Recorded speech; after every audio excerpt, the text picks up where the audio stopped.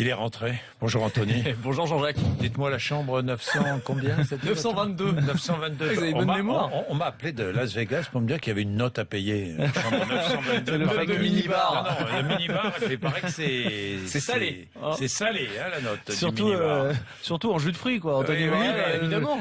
Vous savez, si vous aviez le prix du jus de goyave au Caesars Palace, si vous voulez, c'est pas donné. $800, c'est ça?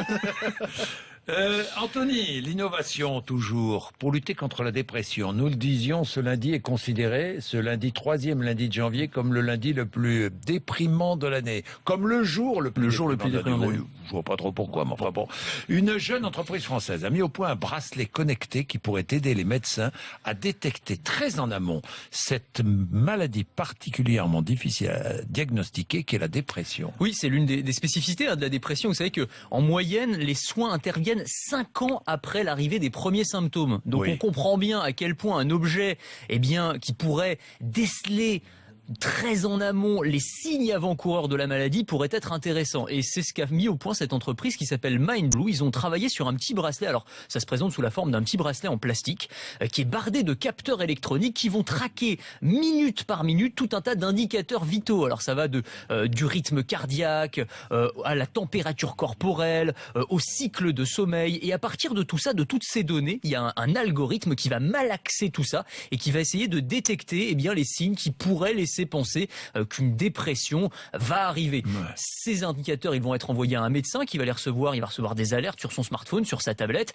et donc il va savoir qu'il faut prendre un rendez-vous avec le patient. Il s'agit d'abord de prévenir les rechutes. Hein. Oui, alors exactement, parce qu'on va pas équiper tout le monde évidemment de ces bracelets, c'est pas le but, mais il y a énormément de rechutes, il faut le savoir, dans les cas de dépression. Et alors l'autre intérêt, ça va être par exemple pour des populations à risque ou des professions à risque comme les forces de l'ordre, par exemple, qu'on pourrait équiper. Dites-moi, c'est un vrai dispositif médical qui a été mis au point par des médecins, des scientifiques. Oui, c'est ça. C'est pas. Alors quand on dit bracelet antidépression, on pourrait dire mais qu'est-ce que c'est que ce truc de charlatan? C'est vrai que c'est le premier réflexe, mais pas du tout. C'est une jeune entreprise qui a été incubée à l'école polytechnique, qui a travaillé avec des grands mathématiciens, des spécialistes du big data, donc de l'analyse de données informatiques, des psychiatres aussi. Le chef du pôle psychiatrie de l'hôpital Saint-Antoine à Paris, donc des gens qui sont quand même assez sérieux. Donc on n'est pas dans le gadget, c'est bien un dispositif médical. Et comme souvent dans ces objets connectés liés à la santé que j'essaye de vous présenter, le but c'est de créer une nouvelle forme de médecine qui soit beaucoup plus préventive et beaucoup moins curative. C'est ça l'enjeu finalement. Et de son côté, une université californienne est en train de tester un psychologue virtuel. Oui.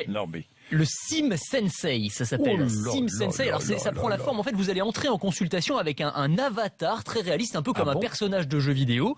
Vous allez discuter avec lui à voix haute et donc regardez sur RMC Découverte. Alors vous voyez l'image de Sim Sensei. Donc c'est ce psy virtuel. Hein, c'est une jeune femme qui est assise dans un fauteuil qui vous écoute. Donc vous discutez. Elle va analyser aussi grâce à un système de reconnaissance faciale toutes les expressions de votre visage, la communication non verbale. Est-ce que vous allez avoir le regard un petit peu fuyant? Est-ce que vous souriez ou est-ce que vous souriez pas? Et à partir de tout ça, là encore, le but, c'est évidemment pas de remplacer un vrai psy ou un vrai médecin, mais ça va être de faire du pré-diagnostic, de déceler en amont des états d'anxiété ou encore une fois des signes de dépression précoce.